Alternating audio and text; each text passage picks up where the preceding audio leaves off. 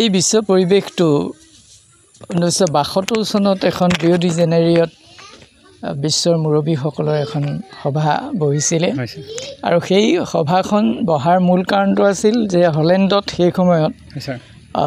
acid rain হৈছিলে আৰু যাৰ ফলস্বৰূপে এখন বিস্তীৰ্ণ অৰণ্য একেদিনাৰ ভিতৰতে ধ্বংস হৈ গৈছিল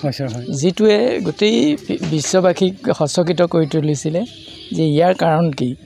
পিছত সেইটো কাৰণ বিচাৰি পালে যে তাত এটা ৰেইন যেটো তাত হৈছিলে সেই ৰেইনটো আচলতে এচিড তাত সৃষ্টি হৈছিল আৰু যাৰ ফলত গোটেই সমগ্ৰ গছবিলাক মৰি গৈছিল এচিড সৃষ্টি হোৱাৰ মূল কাৰণটো হ'ল যে ইণ্ডাষ্ট্ৰি যিমানবিলাক তাত হৈছিলে সেই ইণ্ডাষ্ট্ৰিবিলাকৰ পৰা যিবিলাক বিষাক্ত গেছ নিৰ্গত হৈছিল carbon dioxide nitrous oxide carbon monoxide এইবিলাকক আচলতে গ্ৰীণ হাউচ গেছ বুলিও কয় এই গেছবিলাকৰ যেহেতু বায়ুমণ্ডলত জমা হৈ থাকিল সেই জমা হোৱা গেছবিলাক যেতিয়া বৰষুণৰ পানীৰ লগত মিহলি হোৱাৰ ফলস্বৰূপত নাইট্ৰাছ অক্সাইডটো নাইট্ৰিক এচিডলৈ কনভাৰ্ট হ'ল সালফাৰ ডাই অক্সাইডটো সালফিউৰিক এচিডলৈ কনভাৰ্ট হ'ল এই এচিডলৈ যি কনভাৰ্ট হ'ল বৰষুণৰ পানীত মিহলি হৈ সেইবোৰ গছত পৰাৰ ফলস্বৰূপে গোটেই ক্ল'ফিলবিলাক ধ্বংস হৈ এখন বিস্তীৰ্ণ অৰণ্য নষ্ট হৈ গৈছিল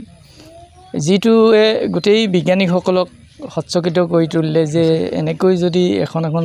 অৰণ্য একেদিনাই ধ্বংস হ'বলৈ হয় তেতিয়াহ'লে বিশ্বত মানুহৰ অৱস্থাটো কি হ'ব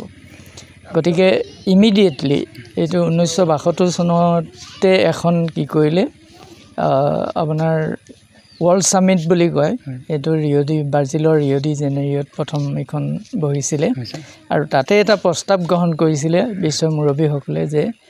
আমি এই প্ৰস্তাৱটো ইউএনলৈ পঠিয়াওঁ ইউনাইটেড নেশ্যনছ অৰ্গেনাইজেশ্যনলৈ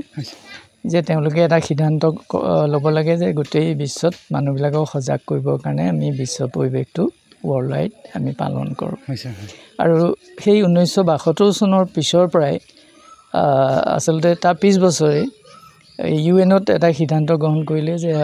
এইটো আমি অনুমতি জনাইছোঁ গোটেই বিশ্বত পালন কৰক আৰু তেতিয়াৰ পৰা ধাৰাবাহিকভাৱে বিশ্ব পৰিৱেশ দিৱস গোটেই বিশ্বজুৰি পালন কৰি আহিছে আৰু ইয়াৰ মূল উদ্দেশ্যটো হ'ল যে সৰ্বসাধাৰণ ৰাইজক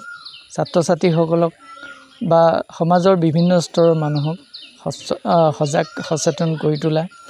যে পৰিৱেশ যি ধৰণে এতিয়া বিনষ্ট হ'বলৈ লৈছে এই বিনষ্ট হ'বলৈ লোৱা পৰিৱেশক আমি কেনেকৈ ধৰি ৰাখিব পাৰোঁ নহ'লে আমি মানৱ জাতি এই পৃথিৱীৰ পৰা বিচ্ছিন্ন এই ধুনীয়া সুন্দৰ গ্ৰহটো নিজে নষ্ট হ'বই মানৱ জাতিও এদিন বিলুপ্ত হোৱাৰ পথত আগবাঢ়ি গৈ আছে গতিকে